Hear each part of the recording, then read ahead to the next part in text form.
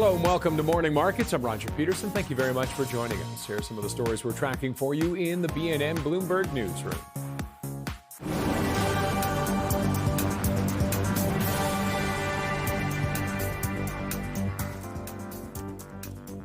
The Canadian economy saw a sharp rebound in the third quarter, exceeding expectations. Data from StatsCan shows gross domestic product rose 2.6% at an annual rate, driven by government spending and residential investments.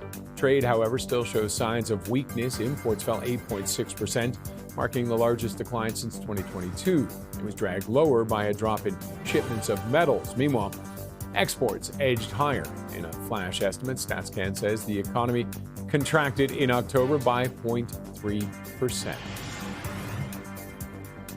Shares of Tilray brand are seeing a decline. That after the cannabis company announced it will implement a 1-for-10 reverse stock split. The split will take effect on December 2nd. Tilray says the move will make shares more attractive and is aimed at reducing expenditures related to its annual shareholder meeting. The split will also result in up to $1 million US in cost savings on an annual basis. Shares of Canadian gold producer Montage Gold are trading higher. The company is buying all of the outstanding shares of Australia-listed African Gold that it does not already own. The deal, valued at $170 million US, and adds a key project in West Africa to Montage's portfolio. Montage says the takeover will also strengthen its footprint in the country. Once finalized, African Gold shareholders will own about 8% of the combined company. And taking a look at the markets, the rallies continue. The TSX into another day of increases into record territory yet again. It's up 0.36%. South of the border, the delays caused by Chicago Mercantile now behind them, and it's just a regular trading day, although a slow one because they're in the middle of the Thanksgiving long weekend. Still, everybody in the green. S&P 500 up by 0.4 roughly. Dow Jones 0.6, and the NASDAQ up by 0.3.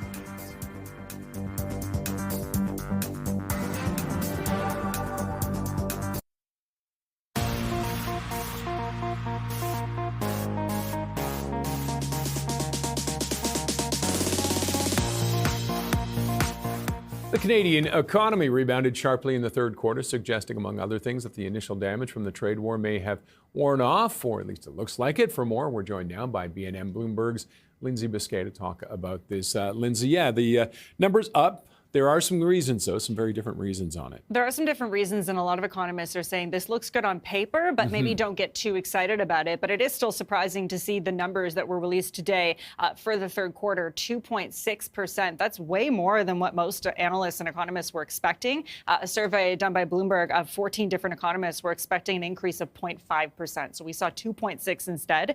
This is the fastest pace of growth since the end of last year, and it kind of offsets that decline we saw in the second quarter and obviously keeps us out of a recession. But when we're looking at, where this comes from and where this growth was, it was mostly driven by investments in housing, government spending, as well as crude oil exports. But we know exports climbed, imports dropped. And so a lot of economists say this growth, just as I mentioned, only looks good on paper, including the Canadian Chamber of Commerce. They've released a statement today saying what we really needed was strong domestic demand. People just aren't spending as much money. We need that strong domestic demand, and that simply wasn't in this quarter. And then another note that's interesting is StatsCan says that the third quarter revision could actually be larger than normal in February, and that's mostly due to some of these numbers relying on foreign merchandise trade data. A lot of that, of course, comes from the U.S. From the U.S., yeah. And with the U.S. government shutdown, we don't have that data. So in February, potentially, we'll see quite a revision of this 2.6%, but pretty shocking to see that today. All right. We also saw September numbers. Yeah, so we saw September numbers come out today. Month over month, we saw a real GDP rate of 0.2%, I should say. That's right in line with what economists were expecting. When it comes to year over year, 0.6%, 1 percentage point, 0.6 was what was predicted by economists that were surveyed by Bloomberg. We're already getting flash estimates, though, for the month of October, which we'll, of course, get next month. And they do point a bit of a bleaker picture. Today, you were speaking this morning with Jimmy Jean, chief economist and strategist at Desjardins, and he had more to say about that kind of flash estimate, what we're expecting to see in October, and what that could mean. What we learned is that in October, GDP seems to have contracted 0.3%. So there's a lot of choppiness in the numbers, but a 0.3% negative at the onset of a quarter really suggests that that quarter will probably see weak growth. The Bank of Canada was hoping for 1%, but we've been tracking below that, and that tracking might be reduced further. And so, of course, this comes ahead of that decision next month by the Bank of Canada, as you heard him mention, on that rate cut, potentially, maybe. And a lot of economists are saying that that's happening on December 10th. A lot of economists saying that these numbers probably won't move the needle too much, but they definitely will be taken into consideration, of course, especially with that weak consumer demand that we saw as well. All right, Lindsay, thank you for that. Thanks. BNN Bloomberg's Lindsay Biscay. And, of course, south of the border, well, actually up here as well. It's Black Friday, the official start of the holiday shopping season, but rising prices and an uneven economy could cause some consumers to consider the amount they are spending. Let's get a little perspective on Black Friday spending and the markets themselves from Jimmy Lee, CEO of Wealth Consulting Group. Jimmy, thank you very much for joining us as always. Great to see you. Thanks for having me on. How's it looking for Black Friday, the holiday? Yesterday was a holiday, although a lot of people are off today as well. How's it looking for spending this year? I think it's going to be great. I know that I've seen some reports that there'll be more shoppers, but maybe the shoppers will be spending less per person this year. I'm not sure necessarily I agree with that yet. Of course, Black Friday isn't quite the phenomenon it used to be with online now and sales being extended. But I think that a lot of it, consumers have been waiting for sales, which kind of start with Black Friday. So I still think it's going to be a big deal. I know that I'll be doing a little bit of shopping with my family today. I'm here in New York, and I'm just kind of anecdotally asking people in elevators and around here that they're going to do a lot of shopping. And I just talked to some foreigners that said they're going to try to do the best job they can to spend some money. So overall, I'm hopeful that we do get a lot of retail spending for the holidays, and that we do end up getting a Santa Claus rally. And our firm has been saying that we could potentially hit the 7K mark on the SP 500.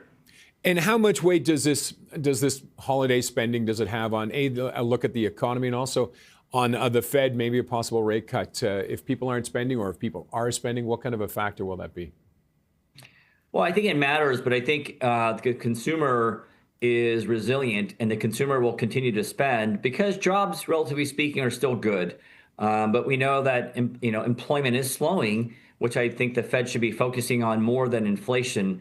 So we're in the camp that we need the Fed to cut. I think that for the part of the market and the consumer that's really affected by interest rates, a rate cut will be good for them, and also for small businesses. And I think that's why we've seen a little bit of a rally on small cap stocks.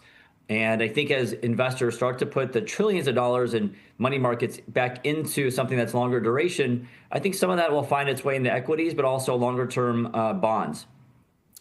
And do you want to see a rate cut sooner rather than later? I mean, it looks like there's going to be one in December, but would one in the next meeting after that be okay, or is it December be preferred?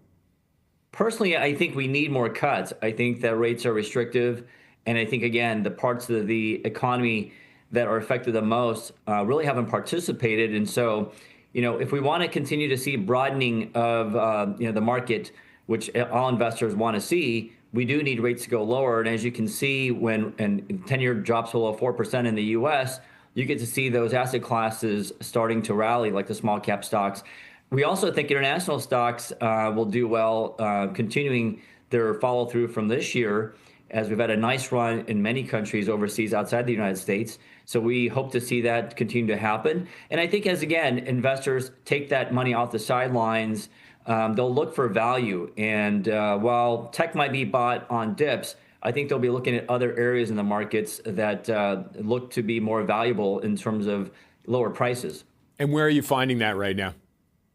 We like the cyclical sectors. So certain areas like consumer discretionary that hasn't really participated this year as much. We've been long also on industrials and financials. And like I said, I think small cap stocks can really continue to rally if rates go lower. And so those are all areas that I think investors can look forward to in parts of their portfolio and look to diversify away from the big mega cap tech, although we do like tech still on those dips. And with small cap, how small cap do you go? Well, I wouldn't say micro, but I think today's a good environment to be an active investor. Across sectors, we're seeing certain companies do really well and others not. So I don't think you can just buy sectors. I think you need to be actively investing, doing fundamental research, and looking at those companies that can do well in the environment that we see ahead of us. And again, I think the Fed does need a cut so we don't get into this stagflation type environment that everybody's been fearing. And you're saying, and you're thinking, you mentioned earlier, 7K by the end of the year. So it looks like the rally's going to continue. If Santa comes, I think we're set up for a rally into year end. And if we get a really, meaningful rally, I think we could look for some volatility into Q1, maybe early Q1. But I think that we're set up for the stock market to continue to rise. And right now we're in sort of this inflection point where there's a lot of risk still out there from the sense of sentiment being bad. People are concerned about private credit, the AI bubble. I think those two areas are areas that in the short term, there might be some risk. But I think in the long run, I think that overall private credit is going to be fine. I think the bet on AI, the consensus is that's a good bet to make for a long-term investor. And does it feel like with AI we kind of had that little the blip or the correction that we saw over the last couple of weeks, and everybody kind of said, okay, it seems to be settled down where it's making sense again? I don't think we're out of the woods yet with that. We've seen certain stocks that have pulled back even with good earnings like Nvidia. And so I think that we're not out of the woods quite yet with this AI scare. There are certain companies that have more leverage than others, and I think those are the ones that are in question. But I think the overall bet and the macro theme is that AI is here to stay, and we're not anywhere close to the end of the spending in AI. And so I think that the focus more will be on how can this money that's been invested turn into profitability? And once that news starts to happen, it could happen as early as next year, where companies start to provide data to investors about the spend and what the results have been. I think that could be there could be another run on AI post news like that. And just one last about the private credit. What could turn that into a more severe headwind? What would be your worry? Well, as an RIA, we are offered private credit products to provide our investors from many different providers, and I can tell you that they're not all the same. And so I would say there's some private credit that I would stay away from. And I think in some of those smaller pockets, there'll be defaults and things like that we've seen. But I think overall, the underwriting and balance sheets are really good in terms of not having a big problem there in private credit. And so that's what we're hopeful for. And I think there's a little bit of the media has been carrying some of the news with some of the companies that have been in the headlines that not necessarily 100% accurate. So I think we'll be okay. And I think also interest rates will help out that marketplace. Okay. Jimmy, thanks for joining us. We'll let you get in some shopping. Have a great trip in New York. Thanks for joining us. Thank you very much. Jimmy Lee is the CEO of Wealth Consulting Group.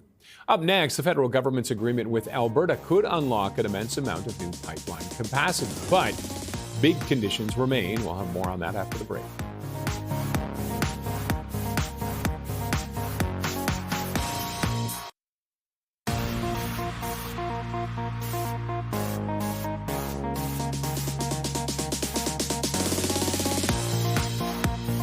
Prime Minister Mark Carney and Alberta Premier Danielle Smith have signed a major new energy cooperation agreement.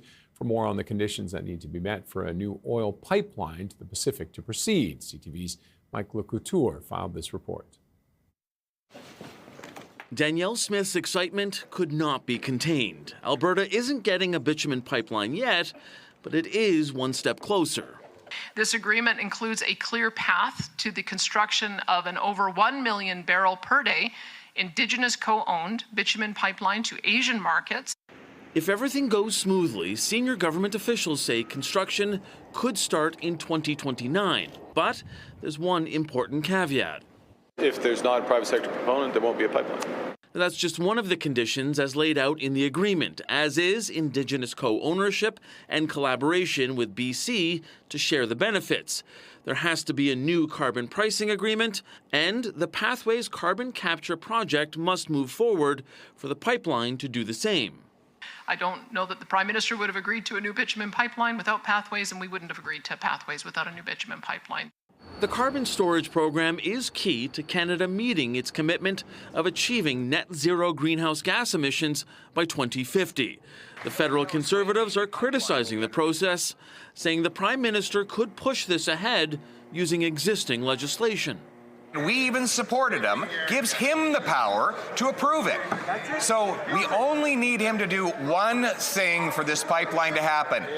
Get out of the way. Now, Alberta has until July 1st to submit a pipeline project application to the new Major Projects Office. If all of the conditions are met, then the federal government will make an adjustment to the oil tanker ban on the coast of BC. And that was CTV's Mike LeCouture. My next guest says this framework deal is a meaningful first step by Alberta and Ottawa, but significant work remains to be done before actual pipeline construction can begin. We're joined by Randy Ollenberger, Managing Director, Oil and Gas Equity Research at BMO Capital Markets. And Randy, thank you very much for joining us.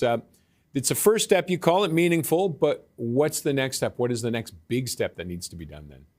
Well, I mean, the next big step, obviously, is for someone or Alberta to submit an application to the Major Projects Office by July 1st. But I think the really big step is getting a private sponsor to step up, a pipeline company that's prepared to build this pipeline and sign up shippers. That's the really big step that has to occur. Is there interest? Is somebody ready to do that, do you feel? You know, I think there would be interest under certain conditions. And those certain conditions are there's got to be some level of cost certainty.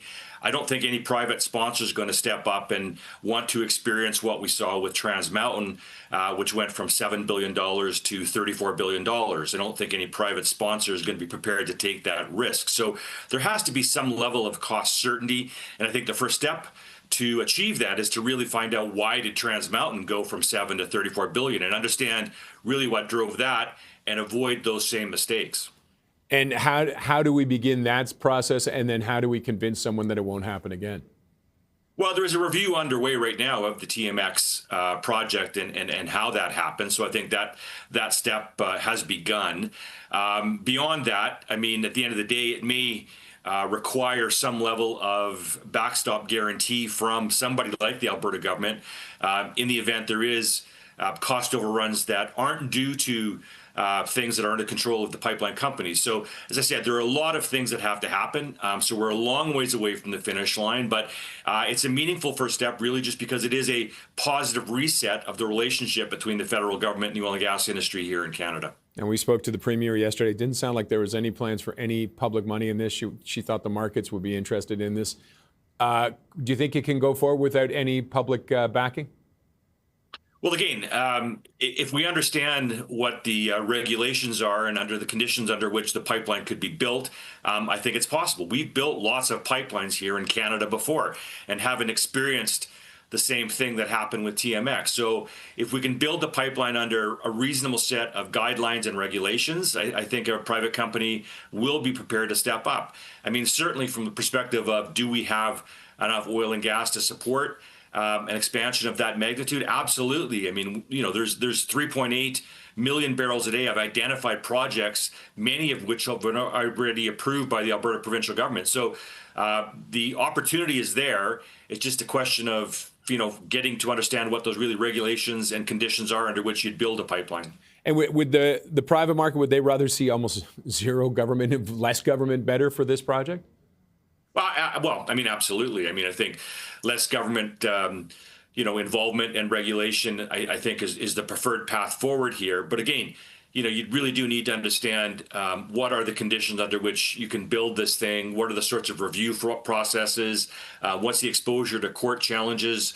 All of those things that did bog down the TMX project. And it does feel like those may be waiting. The tanker, lifting up the tanker ban, finding an Indigenous group to be involved in this. You've got BC. Those all sound like a lot of challenges lay ahead.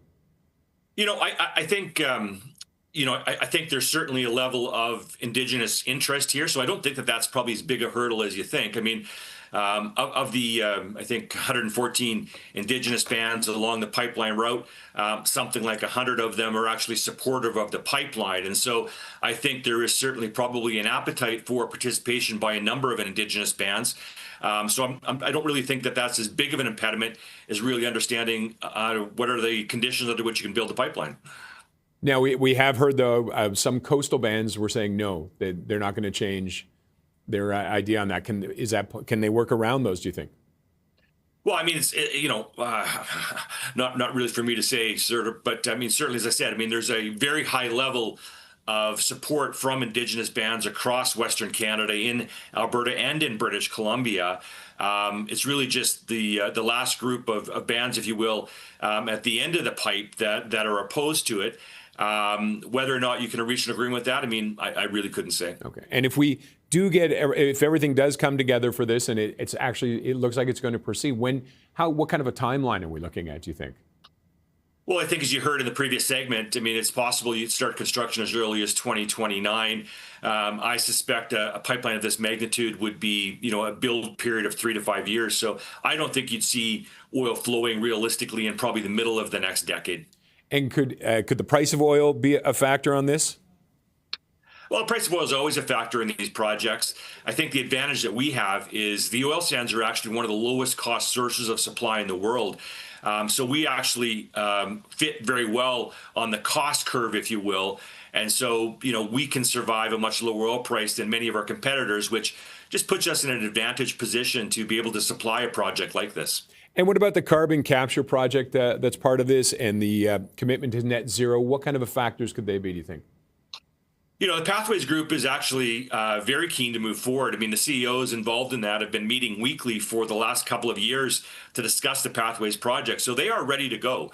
And they're working through that. They've spent a lot of time and a lot of money already moving the Pathways project forward. But, obviously, as the Premier mentioned, it is a bit of a quid pro quo. The pipeline will go ahead if Pathways goes ahead, and vice versa. So Pathways, again, I don't see that as an impediment. It's really, really tied back to that pipeline.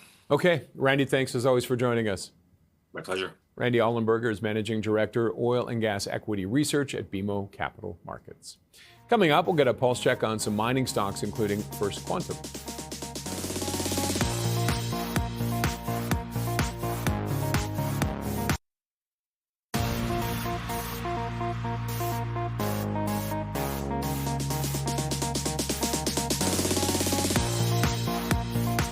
First Quantum Minerals mine in Panama closed back in November of 2024, but the country's new government is calling for the restart of operations because of its economic benefits. Earlier, we were joined by Gavin Graham, Chief Investment Officer at Spire Wealth Management.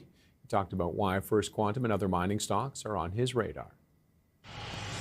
Talking about the demand for copper growing because of all these data centers for the AI revolution and the electrification of the auto industry.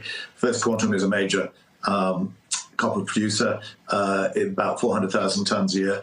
Its major factor was that the very big mine they had in Panama, the Cobre Panama mine, got shut down a couple of years ago by the Panamanian government, which is a little surprising because it's sort of 5% of GDP and employs 40,000 people. The new government that's come in last year is actually in negotiations with First Quantum. So you get an option effectively on that reopening, which would add several 100,000 tons. But even without that, its operations in Zambia are doing really well. They've opened an extension of their Kanshansi mine, and they also have reduced their debt by doing a $1 billion gold royalty on the gold production from Kanshansi, which makes their financial position look pretty good. So you're up quite a lot this year, I think about 55, 60%, although still below where you were before Cobre Panama got closed down. But again, if you're looking for beneficiaries of the various long-term trends we've been talking about, copper miners are there. You've seen Anglo American taking out Teck, and you saw BHP trying to take over Anglo again for the second time in a year. The people in the mining industry think that getting exposure to copper in politically stable countries with a good record of working with mining companies is a pretty good idea. Okay, let's move on to Cap REIT. What do you like about that? Well, the biggest apartment REIT in Canada. We were talking about how people maybe weren't buying, younger people weren't buying apartments or homes because they got expensive. Interestingly, the growth in the average monthly rental has kept pace with the growth in earnings. So it doesn't cost you any more as a percentage of your income to rent somewhere. And Cap REIT, firstly, has simplified its portfolio. Effectively, it's got rid of almost all of its European exposure in Belgium and the Netherlands and Germany, which is about 15,000 apartments. It's upgrading its Canadian portfolio. Oh, by the way, it sells at about a 30% discount to its NAV, which, given that you get a best part of a 4% yield that's growing gradually, and that whenever it's been at this level of discount, you've generally seen that discount narrow. If rates are to come down further, this looks to be a very obvious play on the continued demand for affordable accommodation in Canada. Okay, and we want to get the last one in here. Canadian Natural Resources, CNQT. Well, here we are, one of the largest oil and gas producers. Murray Edwards has been running it for years and running it very successfully. One of the lowest cost producers. I think their oil sands, it's about $21 a barrel. You've seen the discount between Western Canadian oil price and West Texas narrow because you got the extension of the expansion of the Trans Mountain. If we now get the new pipeline to the West Coast that Mr. Carney and Ms. Smith were talking about, that's obviously good news for someone like CNQ. In the meantime, they've raised their dividend for 25 years in a row. You're getting a pretty reasonable 4 or 4.5% yield. And there's a possibility that they might make more acquisitions because they bought, for example, Chevron's 20% stake in the oil sands operations last year. And Tourmaline has got a big portfolio that's up for sale, which might be something that they'd look to add.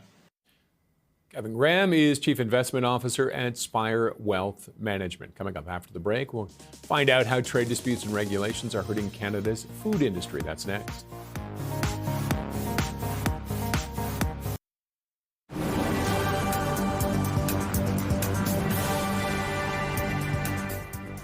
The Canadian economy grew more than expected in the third quarter. StatsCan says GDP rose at a 2.6% annual rate, fueled by a growth in housing and government spending. Despite the rebound, imports saw their largest decline since 2022, falling nearly 9%. StatsCan says a decline in household spending also weighed on growth and a slower accumulation in manufacturing inventories. Some analysts believe the data makes it even less likely the Bank of Canada will cut interest rates at its next meeting. Alberta is lifting its 2025 gross domestic product forecast. The province now expects GDP to rise by 2.1% this year, while 2026 growth is expected to moderate further to 1.8%. Alberta's budget update also signals lower borrowing needs compared to the first quarter. The province's deficit is expected to be $6.4 billion for the 25-26 fiscal year. The Chicago Mercantile Exchange says all group markets are open and trading after an outage earlier that crippled key parts of financial markets. The exchange operator says the outage was caused by a cooling system malfunction at a data center in Chicago. CME offers futures and options across commodities, interest rates, equity indices, foreign exchange, and cryptocurrencies. And taking a look at the markets, the rally continues. An up week for the TSX. Right now, it's up 0.5 percentage point and in record territory again. South of the border, similar situation. Lots of green down there. S&P 500 up by 0.4%, Dow up by 0.6%, and the Nasdaq up by 0.35%. Now, despite the rising cost of food, a Canadian food service industry representative says provincial and federal governments need to focus on liberalizing the movement of food products between provinces. Let's get more on it from Kelly Higginson, President and CEO of Restaurants Canada. Kelly, thank you very much for joining us. Thanks for having me. What is your big concern with what's unfolding right now? Well, look, we really do applaud the provincial and federal governments for the progress that we've made on internal trade. There has been significant movement. But the unfortunate part of that is that food and alcohol products have been excluded in the most recent mutual recognition agreement on the sale of goods. So this causes, more delays in allowing for free access and moving food and alcohol freely across the country. Why do you think that is? What's stopping that? Well, this is a heavily regulated 13 economies instead of one area. So it's difficult. It's going to be difficult to come to that mutual recognition. And there's a variety of reasons for sure. We've got, obviously, there's a little bit of protectionism in here as well, which, respectfully, we all understand that. But in a time when we need to look at the rising cost of food. We've got food inflation is outpacing regular inflation for the last 9 months, but I think all Canadians would agree this has been going on for a number of years now. We've got provinces with a number of different rules and labeling requirements, redundancy in provincial packaging agreements and regulations. So, and all of these duplications across borders really do add costs and really make it much more complex for small operators to scale up their businesses. Is there one thing that could be done fairly quickly to either eliminate one of those concerns, or that would make a difference almost immediately, a simple move? The most efficient way to manage this, we believe, is by way of mutual recognition, which we've seen happen between some provinces already. So if something is if food inspection in Nova Scotia has taken place, then Ontario is recognizing that, and we can ship products between those two provinces. So that is one way that we see this being the most efficient. And, I think the reality is we need to see more work done for one economy as opposed to 13. And I'll use the example of Australia that really grappled with this a number of years ago. So while we are looking for that mutual recognition between provinces, something interesting that they did was creating a uniform standard across all of Australia, the model food provisions. So recognizing that from a federal perspective, if something is being, food inspections, regulation around labeling, and all of those things are agreed upon federally, then it can just open up all of our borders. So either way, there's work to be done. And again, I recognize there's 13 different agreements at this point that have to be sifted through. But this will make a significant difference, not only in the cost, but also in the opportunity for us to access Canadian goods in a time when we need to see that. And we need to be able to scale up some of these businesses across the country. And for restaurants across the country, inflation has been devastating. What do you think the government could do to help with that, just as a broader picture? Well, to your point, it has been devastating, and we get hit on both sides of this. If Canadians have more household debt, and the cost of inflation is pinching more and more into their pocketbook, they have a lot less money and a lot less discretionary spending availability. So we've got 75% of Canadians are eating out less and are saying they're going to have to cut back even further into the coming year of 2026 due to the rising cost of living that's really impacting the day-to-day life. So we've put through a number of options to the government on affordability. We do call on the government to make this a much bigger priority. We haven't seen anything done that's really going to impact the day-to-day life for Canadians and something that they can feel. So along with opening up the interprovincial trade barriers with food and alcohol, we're also calling for the government to remove all GST off of all food. It is really poor public policy in a time of such high food inflation to be taxing food. And what kind of a response have you had so far to that? Well, we recognize it's been a busy time for the government, but we have had numerous conversations, and those will be continuing again in the next couple of weeks. We'll be speaking with a few of the ministers' offices and hope to continue these conversations. Now, it's also, you deal with all levels. Restaurants deal with all levels of government, and that can be a challenge. What about from a municipal level, and how do you even go? Do you have to go to every individual municipality? Is there a way that you could ask them for some help on things? Well, we do, certainly, as far as some of the regulations around labeling and packaging, we have been working with different levels of government to try and remove that patchwork that we're seeing. Again, that adds more cost, it adds more, it's taxing to our operators, and it's taxing to suppliers. So we do, put together proposals and have discussions with some of the larger municipalities in the hopes that will be, something that everybody can get on board with. Okay, we have to end it there, but Kelly, thank you very much for joining us. Thank you. Kelly Higginson is President and CEO of Restaurants Canada. Coming up, we're expected to get rate announcements from both the Bank of Canada and the Federal Reserve on December the 10th. We'll get more on what to expect when we come back.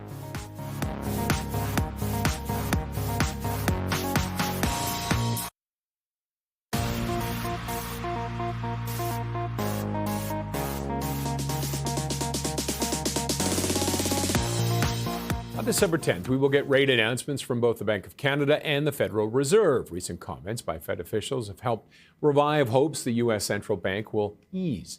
Now, for more on this, we were joined earlier by Earl Davis, head of fixed income and money markets, BMO Global Asset Management. That's it for a little while. The U.S. will go on pause. So it'll be interesting to see how the market reaction is following the Fed meeting. So basically how we're looking at the market right now, we expect risk assets, which are, corporate bonds, equities, to do well until the Fed meeting. And depending on how hawkish a cut it is, we could see volatility following that. But overall, we're supportive of we believe it'll be 2026 will be a constructive year for growth. For both countries, so GDP growth? Yeah, definitely for both countries. So you're kind of seeing the surprise today for both countries, but more so in the U.S. We do believe Canada will lag, but still continue to grow, have positive growth. The main reason for the lag is the uncertainty around CUSMA and the negotiations with the U.S. Because as long as we have that uncertainty, you're not going to get the very large private market investments in Canada. Obviously, we saw with today's number, the public markets or government spending is buoying growth. We expect that to be supportive, but you won't get the private non-residential growth until you have an agreement. It sounds like our economy is just running on the same old moonshine, government spending and investing in residential, not the stuff we really need, businesses investing in plant and technology. There's one other moonshine that you forgot there, and that's the U.S. economy, which is significant. Even though we still have the tariffs and whatnot, our economy is still impacted at least 60% by what the U.S. economy does. That's why you're seeing it reflected in in exports. And that's because the U.S. will continue to do well. They have a lot of deregulation that takes effect in 2026. In addition, they're discussing the deregulation of banks, which allows them to have more capital or loan growth, which is supportive. So there's a lot, and there's tax cuts that take into effect in 2026 in the U.S. So all these things buoy very well for the U.S., well for Canada, but less well because of the uncertainty. Let's have a look at the Canadian 10-year bond yield. Say, I know it's a ridiculously simplistic question for a guy like you. You're thinking yield curves off into the years ahead and mirrors within mirrors. But if you had a 5-year time horizon, would you be a buyer of Canadian 10 years at a yield of about 3.1% right now? I'm going to answer it two parts. On a 5-year horizon, not necessarily, but we are buyers right now because on a 1-year horizon, we expect it to be within the range that you see. I think this is a great chart that you have on.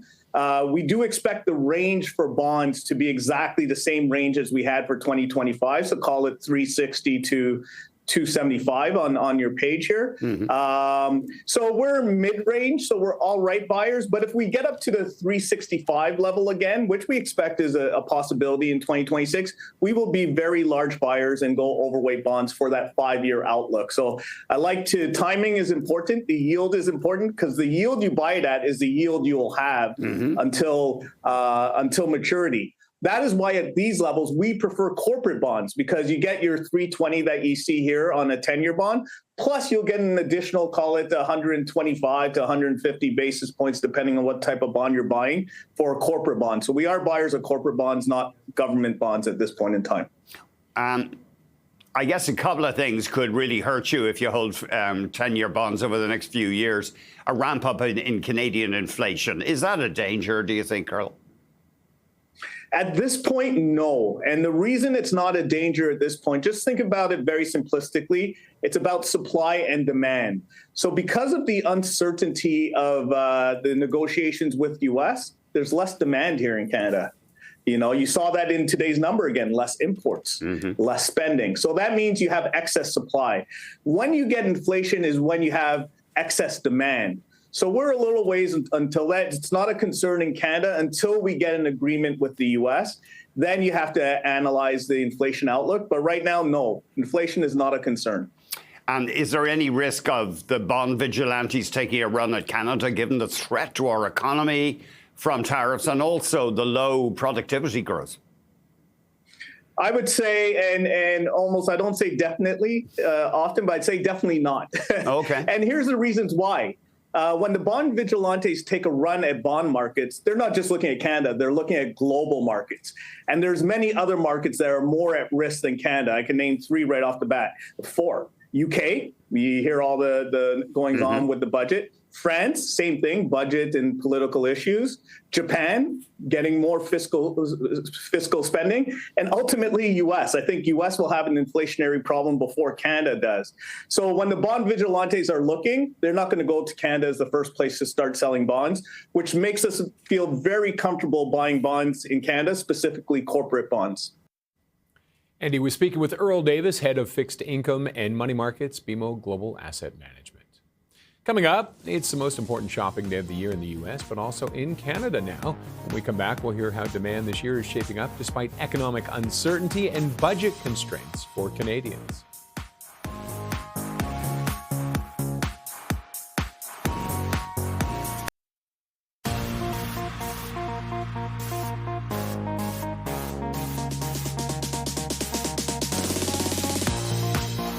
Canadian participation in Black Friday has been increasing steadily over the years, with 84% of Canadians saying Black Friday is their most important shopping day of the year. For more, we're joined from Toronto's Eaton Centre by CTV's Scott Hurst to get an update on the activity at one of the country's busiest shopping centres. Scott.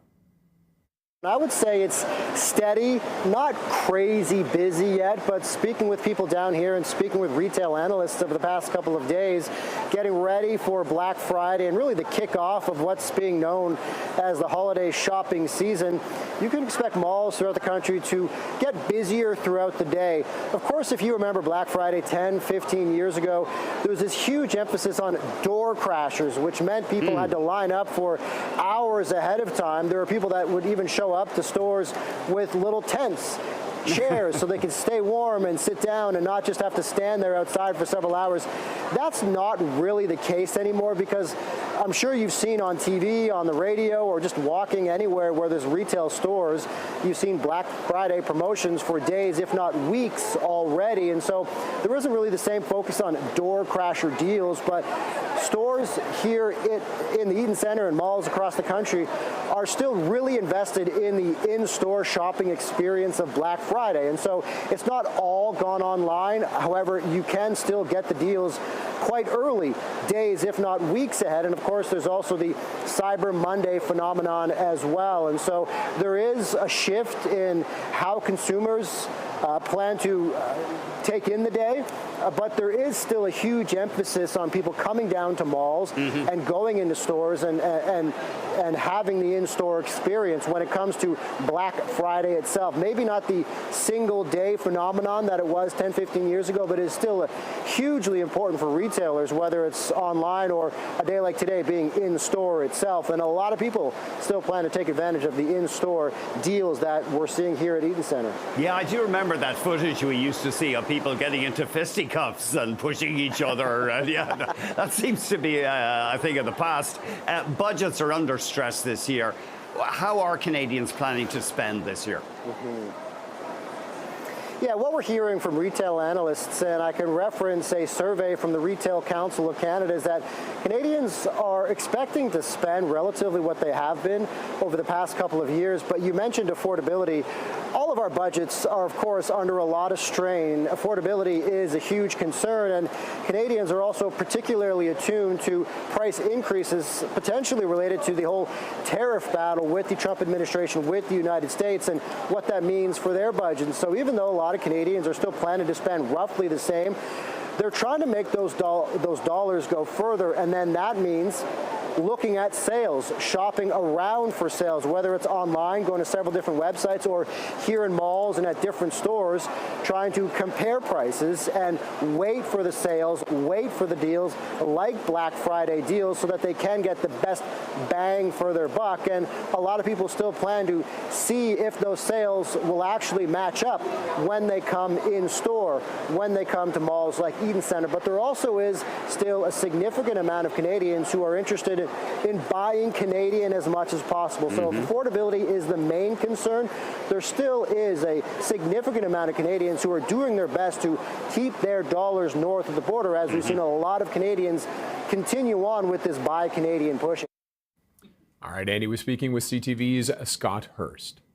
Market Call is coming up next, and today on the show we have Brianne Gardner. She is a senior wealth manager at Velocity Investment Partners, Raymond James. She will be taking your questions on Canadian and U.S. large caps. Okay, let's see how the markets are going after a bit of the madness earlier this morning with the futures and because of the Chicago Mercantile, but that's all been fixed and everything is pretty much back to normal now. And the rallies continue as well. Take a look at the TSX. Another day in the green, another record number right now.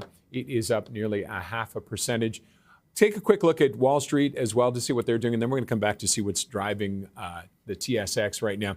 You can see the U.S. markets all having a good day. Slow day because it's in the middle of their Thanksgiving day-long weekend, and markets were closed yesterday. It's only about a half day down there, but you can see the S&P 500 up by 0.4, Dow Jones by 0.6, and NASDAQ by 0.4. And going back, it is silver that is driving the market right now in the TSX. Look at Endeavor Silver. It's up 14% right now. And First Majestic, 11.56%. And then below that, Discovery Silver Core up by 11.6%. And they're not the only ones. You've got Aya Gold up, Pan American Silver. Silver is floating into record territory right now. And the numbers are looking good. It's what was the last number we saw? It set a peak, surpassing the peak during the historic squeeze in London in October. It's up about 4.2%. They're $55 an ounce for silver right now. Thanks for watching Morning Markets. I'm Roger Peterson. Have yourself a great weekend.